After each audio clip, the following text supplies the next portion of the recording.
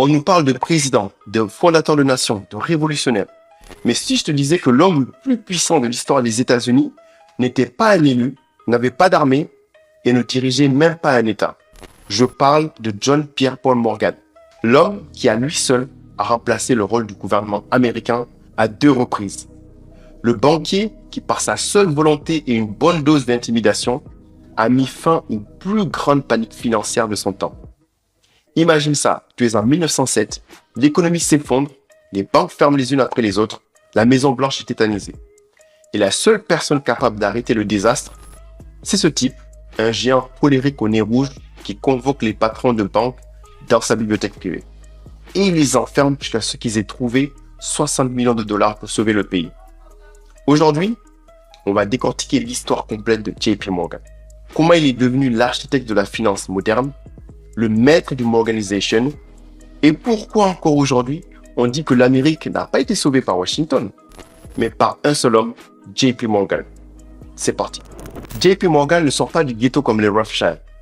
Il naît avec une cuillère en argent massif dans la bouche. Son père, Junius Spencer Morgan, est déjà un banquier puissant. Mais attention, Junius est un homme incroyablement strict, obsédé par l'ordre, la discipline et surtout la crédibilité. Il est le parrain de la haute finance transatlantique. John Pierre Morgan, son surnom, est envoyé en Suisse, puis à l'université de Göttingen en Allemagne. Une éducation qui le prépare à l'international, bien loin du bazar de Wall Street. Mais l'apprentissage le plus important se fait auprès de son père. Junius le martèle d'une leçon fondamentale. L'honneur est ta seule monnaie. Dans un monde financier sans régulation, la confiance que tu inspires est ta seule garantie. À 20 ans, le jeune Pierpont se lance dans son premier coup personnel. Une spéculation sur le café pendant la guerre civile. Il achète une cargaison de café, puis la revend au gouvernement avec un profit juteux. Son père, furieux, le rappelle à l'ordre. Pour Junius, cette manœuvre était trop proche de l'escroquerie. Alors, il va lui apprendre que le vrai pouvoir ne réside pas dans le coup rapide, mais dans la construction durable. En 1871, Pierpont s'associe à Anthony Drexel pour former Drexel Morgan & Co., la banque qui deviendra le pilier de son empire. C'est là qu'il commence à appliquer sa propre philosophie, celle qui fera de lui une légende. À la fin du 19e siècle, l'Amérique est un chaos économique. Des milliers de petites entreprises luttent, se font la guerre et s'effondrent. Le secteur ferroviaire, vital, est un bazar de petits réseaux en faillite. Morgan déteste le désordre. Sa philosophie, le Morganization, est simple. Tu prends les entreprises en difficulté, tu les fusionnes, tu coupes les têtes, souvent en virant les dirigeants incompétents, tu rationalises et tu imposes un management solide. Il ne veut pas des rendements explosifs, il veut la stabilité et la prévisibilité. C'est ainsi qu'il va devenir le maître des Railroad Wars. Il va consolider des dizaines de compagnies ferroviaires en créant des géants comme le New York Central. Et pour le faire, il est impitoyable. Si tu es un PDG incompétent, Morgan te pousse dehors. General Electric, en 1892, le nom te dit sûrement quelque chose. C'est Morgan qui l'a créé. Il a pris 2 entreprises d'électricité concurrentes, dont celle du génial mais très bien organisé Thomas Edison, et il les force à fusionner. Il place ses hommes à la direction et donne naissance à General Electric Company, GE, un mastodonte du secteur. C'est ça la Morganization. Prendre le chaos de l'innovation et le transformer en profit organisé. Mais c'est une crise qui va le faire passer du statut de grand banquier à celui de sauveur national. 1893, la plus grande panique financière de l'époque frappe l'Amérique.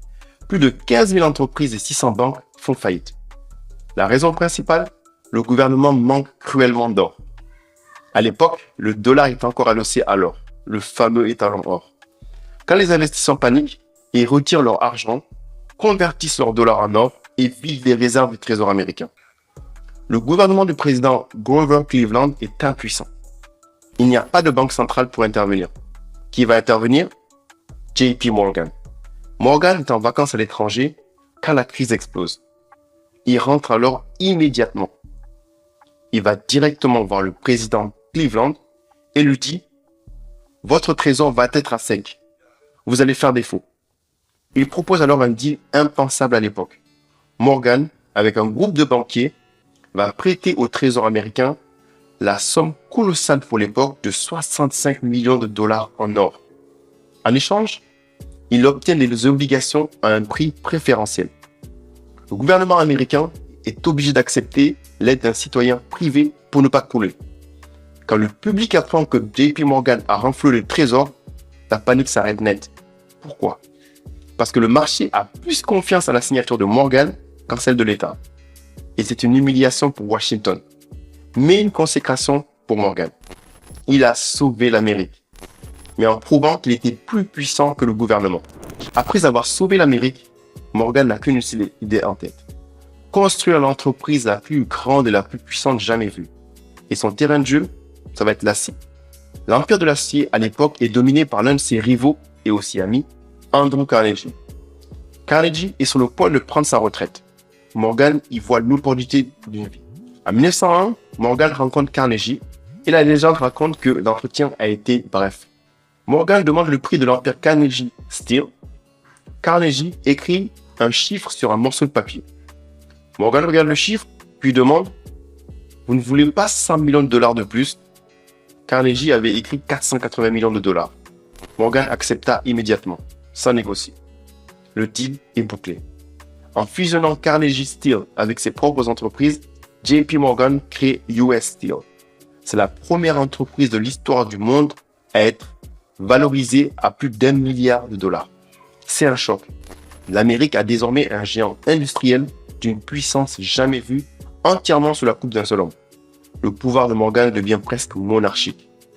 Il ne va plus se contenter de prêter de l'argent. Il va contrôler les plus grandes industries du pays. Des trains à l'électricité en passant par le charbon et l'acier. 9 ans après avoir sauvé le trésor, le système va lui donner une chance de prouver sa toute-puissance. 1907. La crise éclate après l'échec d'une spéculation sur le cuivre. C'est la panique. Les déposants retirent massivement leur argent dans les banques. Les institutions majeures s'effondrent, menaçant de faire s'écrouler tout Wall Street. Morgan, quant à lui, malade, est en Europe. Il apprend la nouvelle et rentre immédiatement à New York. La foule l'acclame à son arrivée, le voyant comme l'unique espoir. Il s'installe alors dans sa somptueuse librairie privée, juste en face de sa banque. Le gouvernement, dirigé par Teddy Roosevelt, est à nouveau aux abonnés absents. Il n'y a qu'une seule autorité alors, c'est JP Morgan. Et dans la nuit du samedi 2 au dimanche 3 novembre, Morgan convoque tous les dirigeants des grandes banques de New York dans sa bibliothèque privée. Il les fait entrer, verrouille les portes et leur dit: messieurs, personne ne sortira d'ici tant que nous n'aurons pas trouvé 25 millions de dollars pour renflouer la bourse. Imagine la pression. Morgan marche de long en large, son cigare crachant de la fumée, son regard fixe. Un par un, il force les banquiers à s'engager. Quand l'un d'eux fatigué tente de sortir à 3 heures du matin, Morgan lui barre la route et lui dit: vous ne pouvez pas sortir. On n'a pas terminé. Il n'y a pas de statut légal pour les forcer, mais avec son charisme, son autorité morale, elle est totalement absolue sur les personnes présentes dans la salle. À l'aube, le chèque est donc signé. Les banquiers ont levé 25 millions de dollars pour sauver la bourse et 30 millions de dollars supplémentaires pour d'autres institutions. Morgan a stoppé la crise in extremis. Il sauve Wall Street à nouveau et donc l'économie américaine. Cette nuit-là, Morgan a prouvé que c'était bien lui le gouverneur de facto des États-Unis. En 1912, le Congrès ouvre l'enquête du comité Pujol pour déterminer si Morgan et ses amis contrôlent l'économie américaine, le Money Trust. Pendant les audiences, l'un des moments les plus célèbres de l'histoire de la finance a lieu. Un membre du Congrès demande à Morgan: le principal critère de crédit, Monsieur Morgan, c'est l'argent ou le caractère? Morgan, avec sa voix grave, répond: le caractère. Parce qu'un homme pour qui je ne crois pas qu'il soit fiable ne recevrait pas un prêt de ma banque, même s'il mettait toutes les obligations de la chrétienté en garantie. C'est son testament philosophique. La confiance et l'honnêteté priment sur les actifs. JP Morgan, un an plus tard, meurt en 1913. Sa mort a un effet étrange. Elle coïncide avec la signature du Federal Reserve Act. Le gouvernement crée enfin la Federal Reserve, la banque centrale américaine, pour ne plus jamais dépendre de langue privée lors d'une crise. C'est l'héritage ultime de Morgan. Il a été si puissant qu'il a forcé le gouvernement à créer l'institution qui l'a remplacé.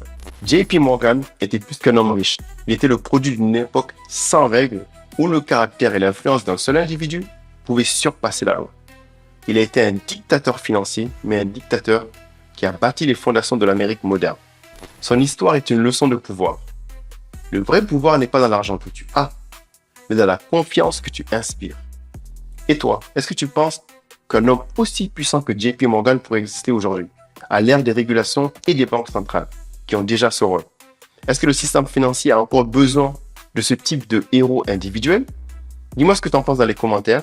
Et si tu ne l'as pas déjà fait, pense à liker, t'abonner et activer la cloche si tu veux d'autres décryptages des plus grandes dynasties et aussi des scandales de l'histoire financière. Abonne-toi également à ma newsletter pour suivre les actus financiers et économiques www.jama.co/bnb. À bientôt et comme je le dis toujours, tout le monde peut devenir un investisseur.